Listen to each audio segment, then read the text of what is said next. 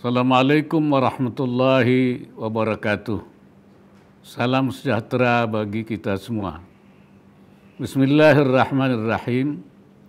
Yang saya hormati Menko Perekonomian selaku Ketua Satgas Percepatan dan Perluasan Digitalisasi Daerah atau P2DD, para Menteri selaku anggota Satgas P2DD, Gubernur Bank Indonesia dan Ketua Otoritas Jasa Keuangan beserta jajaran, para gubernur, bupati, dan wali kota, selaku Ketua Tim Percepatan dan Perluasan Digitalisasi Daerah TP2DD, pimpinan, pelaku usaha, lembaga keuangan dan jasa pembayaran, perwakilan lembaga internasional, serta hadirin tamu undangan yang berbahagia.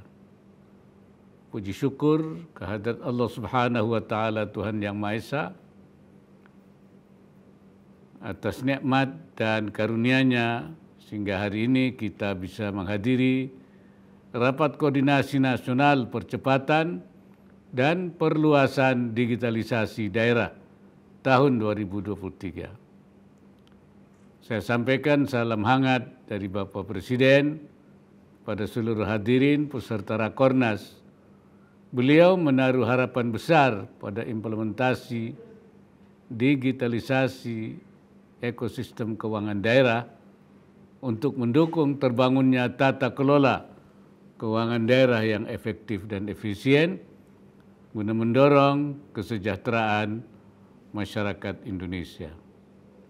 Hadirin sekalian, di tengah situasi ekonomi global yang penuh ketidakpastian, indikator ekonomi Indonesia sampai saat ini masih menunjukkan prospek yang baik.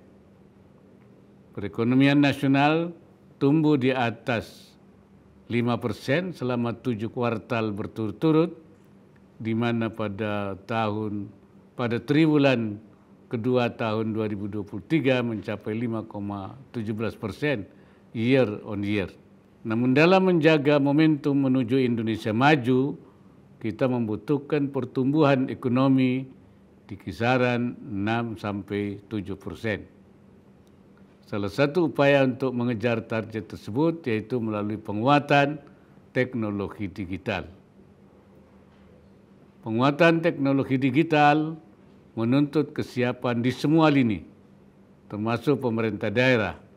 Disinilah dibutuhkan peran aktif seluruh pimpinan daerah selaku Ketua Tim Percepatan dan Perluasan Digitalisasi Daerah P2DD. Inovasi transaksi keuangan daerah berbasis digital akan berimplikasi pada peningkatan pendapatan asli daerah, transparansi, akuntabilitas pengeluaran keuangan daerah, serta pelayanan publik.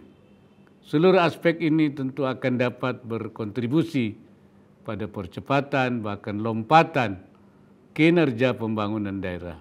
Apresiasi saya sampaikan atas capaian hasil dari pemanfaatan, percepatan dan perluasan digitalisasi daerah.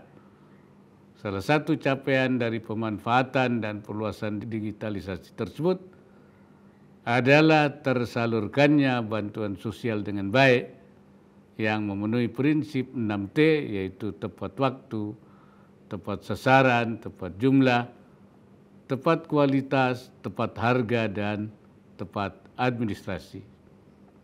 Selain itu, pada tahun 2022, indeks elektronifikasi transaksi pemerintah daerah mencatat peningkatan sebanyak 84 Pemda yang telah sampai ke tahap digital, sehingga secara kumulatif jumlah Pemda yang telah mencapai ke tahap digital sekitar 52% dari total Pemda se-Indonesia. Kedepan masih diperlukan terobosan berkelanjutan untuk memastikan digitalisasi daerah terimplementasi di seluruh Pemda, sehingga manfaat transformasi ekonomi digital betul-betul dirasakan seluruh masyarakat Indonesia. Begitu pula dengan peningkatan literasi digital masyarakat agar bisa mendapatkan perhatian khusus. Oleh sebab itu, sinergi dan koordinasi antar lembaga pemerintah maupun dengan pemangku kepentingan terkait menjadi penting.